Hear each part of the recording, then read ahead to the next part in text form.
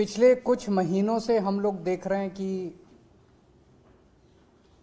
दिल्ली की चुनी हुई सरकार के मामलों में एलजी साहब का हस्तक्षेप दिन ब दिन बहुत ज़्यादा बढ़ता जा रहा है और ऐसा प्रतीत होता है इस हस्तक्षेप से कि दिल्ली की चुनी हुई सरकार के कामों में बाधा पहुंचाई जा रही है, जिसकी वजह से दिल्ली के लोगों के जो ज़रूरतें हैं, जो सपने हैं, वो पूरे नहीं हो पा रहे हैं। उनके काम रुकते जा रहे हैं। उन्हीं मुद्दों पे चर्चा करने के लिए आज मैं एलजी साहब से मिला था और मेरी मंशा यही थी कि अगर हमारे कानून और संविधान को समझने में कुछ गलतफहमियां हैं या आपसी डिफरेंसेस हैं समझ में, तो उसको सॉर्ट आउट किया जा सके, हम लोग एक ही पेज पे आ सकें। मैं ये सारी किताबें लेके गया था, देश का संविधान लेके गया था, मोटर व्हीकल्स एक्ट लेके गया था, जीएनसीटीडी एक्ट लेके गया था, स्कूल एजुकेशन एक्ट लेके गया था, सुप्रीम कोर्ट के जजमेंट सारे लेके गया था उनसे चर्चा करने के लिए। काफ़ी लंबी चर्चा हुई। हम लोग जानते हैं कि दिल्ली में दो सब्जेक्ट्स हैं, दो किस्म के, एक 3 सब्जेक्ट्स हैं, पुलिस, लैंड और पब्लिक ऑर्डर। संविधान में लिखा है कि ये तीनों सब्जेक्ट्स पे सारे निर्णय लेने का अधिकार एलजी साहब के पास है। इन तीनों को हम रिजर्व्ड सब्जेक्ट्स कहते हैं कि ये एलजी साहब के लिए रिजर्व हैं ये तीनों सब्जेक्ट्स। इसके अलावा बाकी सारे सब्जेक्ट्स, शिक्षा है, स्वास्थ्य है, बिजली है, पानी है, सड़क है, बाकी सारे सब्जेक्ट्स दिल्ली सरकार, दिल्ली की चुनी हुई सरकार के दायरे में आते हैं। इनको ट्रांसफर्ड सब्जेक्ट्स कहा जाता है कि ये ट्रांसफर कर दिए गए हैं चुनी हुई सरकार को। तो मोटे मोटे तौर पे रिजर्व्ड सब्जेक्ट्स 3 हैं जो कि एलजी साहब के पास हैं और ट्रांसफर्ड सब्जेक्ट्स जो हैं वो दिल्ली की चुनी हुई सरकार के पास हैं। 4 जुलाई 2018 को सुप्रीम कोर्ट की कॉन्स्टिट्यूशन बेंच ने, संविधान पीठ ने एक जजमेंट पास किया था दिल्ली की सरकार को लेके, जिसको मैं आज आपके सामने कोट कर रहा हूं। ये जजमेंट है। इस जजमेंट में साफ साफ लिखा है 2 जगह। एक लिखा है the lieutenant governor has not been entrusted with any independent decision making power. तो ट्रांसफर्ड सब्जेक्ट्स में the lieutenant governor has not been entrusted with any, lieutenant governor को इंडिपेंडेंटली कोई भी निर्णय लेने का अधिकार नहीं है, ये संविधान पीठ में लिखा हुआ है। ये दूसरा एक और पेज, ये 231 पेज पे मैंने दिखाया। एक और पेज आता हूं, यहां पे लिखा हुआ है there is no independent authority vested in lieutenant governor to take decisions. इससे ज्यादा बेचारा सुप्रीम कोर्ट भी क्या करेगा। सुप्रीम कोर्ट ने लिखा है there is no independent authority vested in lieutenant governor to take decisions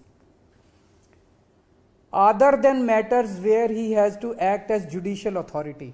मतलब कहीं जैसे किसी की 2 पार्टियों की सुनवाई करनी हो, कई बार जैसे राशन की दुकान के कैंसिल करने का होता है, दोनों पार्टियों के, ऐसे कुछ एक मुद्दे लेके जहां पे एलजी साहब एक न्यायाधीश की तरह एक्ट करते हैं और किसी भी पावर उनके पास इंडिपेंडेंट डिसीजन मेकिंग की पावर नहीं है। ये दोनों में लिखा हुआ है साफ साफ। इससे क्या सा, ये मैंने आपको डिस्ट्रीब्यूट कर दिया, आप लोगों के पास है। इसको जरा सा अच्छे से चला दीजिएगा टीवी पे भी, और उसको कल अखबारों में भी हेडलाइन छाप दीजिएगा that LG has no independent decision making power. ये सुप्रीम कोर्ट बोल रहा है। इसका क्या मतलब हुआ? इसका मतलब हुआ एलजी साहब ने जो जैस्मीन का दफ्तर सील करने के ऑर्डर दिए वो इलीगल थे, अनकॉन्स्टिट्यूशनल थे। इसका मतलब जो एलजी साहब ने एल्डरमैन 10 बनाए वो इलीगल था, अनकॉन्स्टिट्यूशनल था।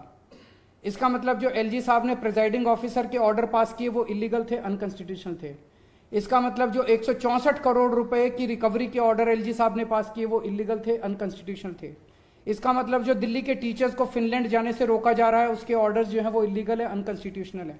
इसका मतलब दिल्ली के अंदर जो योगा क्लासेस बंद की गई वो इलीगल था और अनकॉन्स्टिट्यूशनल था।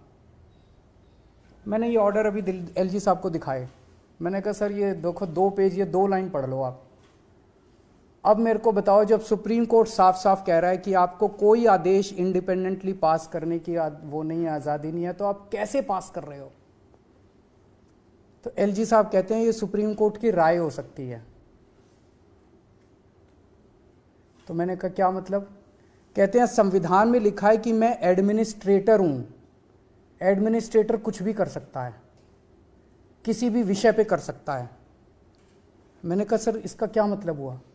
कहते हैं कि अगर मुझे लगेगा कि सरकार कुछ गलत काम कहीं कर रही है तो मैं किसी को भी कोई भी आदेश दे सकता हूं। मैंने कहा सर ये रिजर्व सब्जेक्ट, ट्रांसफर्ड सब्जेक्ट कहता है, इसका कोई मतलब नहीं है। मैं एडमिनिस्ट्रेटर हूं। एडमिनिस्ट्रेटर किसी भी सब्जेक्ट के ऊपर किसी भी अफसर को कोई भी आदेश दे सकता है, ये मुझे पावर है। तो मैंने कहा सर कल को मान लीजिए प्रेसिडेंट ऑफ इंडिया कहती है कि मैं मोदी जी के काम से खुश नहीं हूं और वो गलत काम कर रहे हैं, तो वो आदेश दे सकती है? कहते नहीं, वो अलग है। दिल्ली के केस में मैं एडमिनिस्ट्रेटर हूं और मैं सुप्रीम हूं और मेरे को सारी पावर्स हैं और ये सुप्रीम कोर्ट की राय हो सकती है, इसको मैं नहीं मानता। मुझे काफ़ी शॉकिंग लगा जब उन्होंने ये कहा। फिर मैंने उनसे पूछा, मैंने कहा सर आप चीफ सेक्रेटरी से सीधे फाइलें अपने पास मंगाते हैं और चीफ सेक्रेटरी को सीधे फाइलें आप नीचे भेजते हैं। सरकार जो है वो ट्रांजैक्शन ऑफ बिजनेस रूल से चलती है, ये ट्रांजैक्शन ऑफ बिजनेस रूल्स हैं।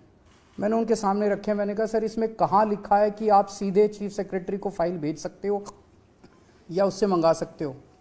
उन्होंने फिर कहा कि ये रूल्स मेरे ऊपर लागू नहीं होते। मैं किसी भी अफसर को कोई भी फाइल भेज सकता हूं, किसी भी अफसर से कोई भी फाइल मंगा सकता हूं, किसी भी अफसर को कोई भी डायरेक्शंस दे सकता हूं, मुझे कोई। तो फिर उन्होंने कहा, मैंने उनसे पूछा कि ये जो एल्डरमैन का आपने ऑर्डर किया, ये आपने कौन से कानून में किया? तो उन्होंने कहा कि उसमें लिखा हुआ है एमसीडी एक्ट में कि एडमिनिस्ट्रेटर शैल अपॉइंट एल्डरमैन। तो चूंकि एडमिनिस्ट्रेटर लिखा है तो मेरी पावर है। तो मैंने कहा सर आज मैंने पूरी रिसर्च की है, दिल्ली का एक भी कानून ऐसा नहीं है जिसमें एडमिनिस्ट्रेटर ना लिखा हो।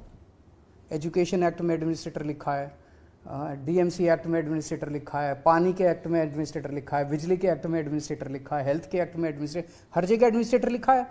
क्योंकि दिल्ली तो राज्य 92 में बनी थी, उसके पहले तो एडमिनिस्ट्रेटर ही होता था दिल्ली के अंदर, तो सारे कानून तो उसके पहले के चले आ रहे हैं। उसके बाद तो कोई नया कानून बना नहीं है। बिजली में भी, पानी में भी, सड़क में भी, सब में एडमिनिस्ट्रेटर लिखा है। तो कहते हैं सारे फिर मैं करूंगा। तो मैंने कहा फिर सर मैं क्या करूंगा? तो कहता वो आप जानो। तो चुनी हुई सरकार क्या करेगी? मैंने कहा सर फिर तो ये जो संविधान की पीठ का ऑर्डर है, ट्रांसफर्ड सब्जेक्ट है, रिजर्व सब्जेक्ट है, इसका कोई मतलब ही नहीं बचा। फिर तो सारे काम एडमिनिस्ट्रेटर करेगा। उनकी अंडरस्टैंडिंग यही है कि एडमिनिस्ट्रेटर का मतलब सारे काम वही करेंगे। मैंने फिर उनको 2 ऑर्डर और दिखाए। ये संविधान की पीठ, ये सुप्रीम कोर्ट का एक ऑर्डर आया है जो 2019 में आया था। इसमें साफ साफ लिखा है एक कानून के अंदर, दिल्ली के कानून में, गवर्नमेंट मींस एलजी, और उसके नीचे इन्होंने लिखा है reading the aforesaid definition in the context of constitution bench judgment would clearly mean that LG here has to act on aid and advice of the government of Delhi। तो जब supreme court कह रहा है कि जहां LG लिखा है वहां भी LG जो है वो चुनी हुई सरकार के हिसाब से काम करेगा। मैंने ये दिखाया। मैंने ये हाई कोर्ट का एक और ऑर्डर उनको दिखाया, ओपी पाहवा का 1998 का जजमेंट है, जिसमें साफ साफ लिखा है, मोटर व्हीकल्स एक्ट में साफ साफ लिखा है कि lieutenant governor is government of Delhi. लेकिन उन्होंने कहा he has to act on aid and advice of Delhi government. मैंने कहा सर इनमें साफ साफ लिखा है कि जहां एलजी भी लिखा है वहां भी आपको चुनी हुई सरकार के हिसाब से काम करना है। वो कहते हैं ये उनकी राय हो सकती है, मैं तो एडमिनिस्ट्रेटर हूं, मेरे पास सुप्रीम पावर है। मैंने उनको कई बार कहा कि हम मिलकर काम करना चाहते हैं और इस तरह से दिल्ली की जनता सफ़र कर रही है। रोज रोज के जो लड़ाई झगड़े हैं, ये मैसेज भी अच्छा नहीं जाता कि आपस में एलजी और सीएम के बीच में इतने मतभेद हैं। मैंने बार बार उनसे निवेदन किया कि हम मिलके काम करना चाहते हैं सर, हम मिलके काम करना चाहते हैं, इस तरह से चुनी हुई सरकार को आप काम मत रोकिए। फिनलैंड के बारे में मैंने पूछा, सर आप फिनलैंड के लिए क्यों रोकना चाहते हो? तो उन्होंने कहा नहीं मैंने तो ऐसा नहीं कहा। मैंने कहा सर ये आपकी फाइल नोटिंग्स हैं, इसमें साफ साफ जाहिर है 2 बार आपको फाइल भेजी गई, दोनों बार आपने फाइल लौटा दी अलग अलग ऑब्जेक्शन लगा के। तो जब अलग अलग ऑब्जेक्शन बार बार लगाए जाते हैं तो मतलब यही होता है कि आप रोकना चाहते हो। आपने लिखा है कि it is noted that earlier education department has conducted various foreign training programs To assess the effectiveness of such programs, department must place on record cost benefit analysis. कि भाई ये जो टीचर बाहर जाएंगे इसकी कॉस्ट बेनिफिट एनालिसिस। मैंने कहा sir, इस देश का सैनिक अपनी जान देता है, मुश्किल से 50-60 हज़ार रुपये महीना उसको तनख्वाह मिलती है। जिस दिन उस सैनिक ने अपनी कॉस्ट एंड बेनिफिट एनालिसिस करनी चालू कर दी ना अपनी जान की, ना आप बचोगे और ना मैं बचूंगा। हम अपने बच्चों का भविष्य बना रहे हैं, और हम अपने बच्चों का जब भविष्य बना रहे हैं, आप पूछ रहे हो उसकी कॉस्ट बेनिफिट एनालिसिस क्या होगी। मैं कहा सर, मेरे 2 बच्चे हैं, एक बेटा एक बेटी है, सारी तनख्वाह मैं अपने बच्चों पे लुटा देता हूँ। कल को अगर मैं ये देखना चालू कर दूं कि मेरे बच्चों पे मैं जो कर रहा हूँ उसकी कॉस्ट बेनिफिट एनालिसिस क्या है। सर, कई चीज़ों की कॉस्ट बेनिफिट एनालिसिस नहीं होती। हम देश बना रहे हैं, हम राष्ट्र बना रहे हैं। इस देश का बच्चे बनेंगे तो राष्ट्र बनेगा, बच्चों का भविष्य बनेगा तो राष्ट्र बनेगा। तो जब आप इस तरह की कॉस्ट, मैंने कहा सर, सीएम की कॉस्ट बेनिफिट एनालिसिस हुई आज तक कि सीएम होना चाहिए कि नहीं होना चाहिए? एलजी की कॉस्ट बेनिफिट हुई है कि एलजी का दफ्तर जो है वो सरकार के लिए अच्छा है कि बुरा है? मैंने कहा टीचर्स, अभी ये वर्ल्ड इकोनॉमिक फोरम हो रहा है, सारे देश के बड़े बड़े नेता स्विट्जरलैंड जा रहे हैं घूमने के लिए, उनकी कभी कॉस्ट बेनिफिट एनालिसिस नहीं हुई। टीचर्स अगर फिनलैंड जा रहे हैं तो उनकी कॉस्ट बेनिफिट एनालिसिस मांगी जा रही है। तो ये तो रोकने के लिए ही किया जा रहा है। मैंने उनको फिर बताया कि पिछले 3 महीने में लगभग सभी डिपार्टमेंट्स में सारे ऑफिसर्स ने सारी पेमेंट्स रोक दी हैं। दिल्ली सरकार में जल बोर्ड की सारी पेमेंट्स रोक दी गई हैं। नतीजन कई एसटीपी बन रहे थे हमारे, कई वाटर ट्रीटमेंट प्लांट्स बन रहे थे, सबकी कंस्ट्रक्शन रुक गई है दिल्ली के अंदर। मोहल्ला क्लिनिक्स में दवाइयां बंद कर दी गई हैं, टेस्ट बंद कर दिए गए हैं, डॉक्टर्स की तनख्वाह बंद कर दी गई है, रेंट बंद कर दिए गए हैं, बिजली के बिल बंद कर दिए गए हैं। बस मार्शल्स की 3 महीने से तनख्वाह नहीं मिली है। दिल्ली की डीटीसी की बसों में जो बस मार्शल चलते हैं उनकी तनख्वाह नहीं मिली है। हॉस्पिटल के स्टाफ को तनख्वाह नहीं दी जा रही है। डीटीसी के अंदर तनख्वाहें नहीं दी जा रही हैं, डीटीसी की पेंशन नहीं दी जा रही है, बिजली की सब्सिडी रोक दी गई है, ओल्ड एज पेंशन रोक दी गई है। अफसरों से जब पूछो तो अफसर कहते हैं कि एलजी दफ्तर से इनडायरेक्टली कहा गया है कि सब कुछ रोक दो। एमसीडी चुनाव के 3 महीने पहले सब कुछ रोक दिया गया ताकि एमसीडी चुनाव के अंदर हमें नुकसान हो। मैंने कहा सर, आपने ऐसा क्यों किया? नहीं, मैंने तो नहीं किया। मैं कहा सर, सारे अफसर दबी जुबान में बोल रहे हैं कि हमें एलजी ऑफिस से आदेश दिया गया है कि सारी पेमेंट्स रोक दो। मेरी एलजी साहब से निवेदन है कि राजनीति अपनी तरफ अपनी जगह चलती रहती है, लेकिन इस तरह की राजनीति अच्छी नहीं है जो देश के और लोगों के विकास में घातक हो। और मैं फिर से उनसे हाथ जोड़ के निवेदन करूंगा कि एक तो अच्छा कॉन्स्टिट्यूशनल सलाहकार अपने साथ रख लें जो कि उनको एडवाइस करे कि सुप्रीम कोर्ट के ऑर्डर्स बाइंडिंग होते हैं। सुप्रीम कोर्ट के ऑर्डर्स जो है वो सलाह नहीं होती है। सुप्रीम कोर्ट जो कहता है, अगर सुप्रीम कोर्ट ने कहा है कि उनको इंडिपेंडेंट डिसीजन मेकिंग की पावर नहीं है तो नहीं है। सुप्रीम कोर्ट के ऑर्डर्स को सम्मान करें, संविधान का सम्मान करें, जनतंत्र का सम्मान करें।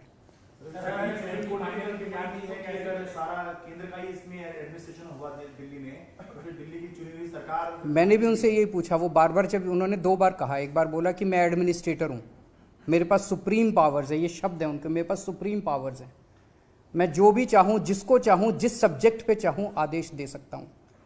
और दूसरी बार उन्होंने कहा कि ये जितने आदेश हैं सुप्रीम कोर्ट की ये सारे एडवाइस हैं और मैं इनको नहीं मानता। सर, आपके पास समाधान निकलेगा क्योंकि जो कॉपी आप लेके आए संविधान तो एलजी के पास भी है, तो कोई समाधान की तरफ बढ़ी ऐसी मीटिंग? मैं समझता हूँ कि एक तो उनको भी थोड़ा सा समझना चाहिए कि इस तरह से मैंने उनसे काफ़ी निवेदन किया, हाथ जोड़ के निवेदन किया कि हमें मिल के काम करना चाहिए, हमें एक दूसरे के काम में अड़चन नहीं अड़ाने चाहिए।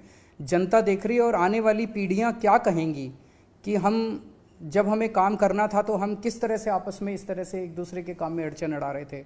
मैं समझता हूं कि सुप्रीम कोर्ट में जो केस चल रहे हैं इस टाइम, उसका जो जजमेंट आएगा उसका भी काफी इम्पैक्ट पड़ेगा। अरविंद जी, वही आपसे सवाल है क्योंकि सुप्रीम कोर्ट में अभी सर्विसेज को लेकर अलग से चल रहा है, लेकिन जिस आदेश का आप हवाला दे रहे हैं वो तो ऑलरेडी है आपके पास, जिसको 2018 में दिया था सुप्रीम कोर्ट ने, तो क्या उसके लिए 2018 में जब उन्होंने आदेश दिया था उसमें उन्होंने आदेश दिया था कि एलजी के पास कोई भी फाइल नहीं जाएगी।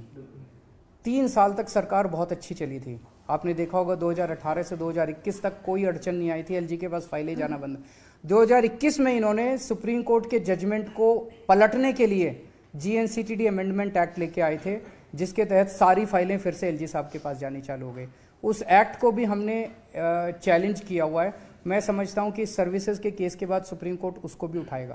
सर, इसके पीछे आपको मंशा क्या लगती है? क्या कानून की समझ पीछे से उनको ऐसा कहा जा रहा है, ये आपका आपको क्या लग रहा है? क्यों आपको क्या लग रहा है कि अगर एमसीडी चुनाव के 3 महीने पहले दिल्ली के सारे मोहल्ला क्लिनिक की पेमेंट्स रोक दी जाए, जल बोर्ड की पेमेंट्स रोक दी जाए, सारे स्टाफ की तनख्वाह रोक दी जाए, तो मंशा तो राजनीतिक नज़र आ रही है, पॉलिटिकल नज़र आ रही है कि दिल्ली के कामों को रोका जाए। आज की बैठक से कुछ सकारात्मक निकला है, कुछ ऐसा निकला जो कि जिससे दिल्ली वालों को कुछ राहत? अगर ऐसे चलता रहेगा तो फिर काम नहीं होगा। काम होंगे, काम करेंगे, जितने काम कर सकते हैं हमारे हाथ में है। अगर उनके पैर भी पकड़ने पड़े हम पैर भी पकड़ेंगे, जो भी कर सकना पड़ेगा करेंगे, और साथ में जब जब कोर्ट का रास्ता अपनाना पड़ेगा हम कोर्ट का रास्ता भी अपनाएंगे। कैसे निकलेगा, क्योंकि जो बड़ा फैसला है वो सुप्रीम कोर्ट 2018 में दे चुका है, जो सुप्रीम कोर्ट में चल रहा है वो तो केवल ट्रांसफर पोस्टिंग का मामला है। और दूसरा वाला भी है कि एलजी साहब के पास फाइलें जानी चाहिए कि नहीं जानी चाहिए, वो वाला भी मामला भी है। इन दोनों पे जजमेंट्स आएंगे तो मैं समझता हूँ कि समाधान निकलेगा। एक बड़ी बात जो आप बता रहे हैं कि पिछले 3 महीने से लोगों को सैलरी नहीं मिल रही है, और कई बार अब दी, अब हम लोगों ने आवाज़ उठाई तो अब मिलनी चालू हुई है। आवाज़ उठाएंगे तो सड़क पे भी आएंगे, ऑफिस में भी काम करेंगे, एलजी साहब के पास भी जाएंगे, जो जो करने की ज़रूरत होगी करेंगे, काम करवाएंगे जनता के। लेकिन स्पीड रुक जाती है कामों की, अड़चनें आती है।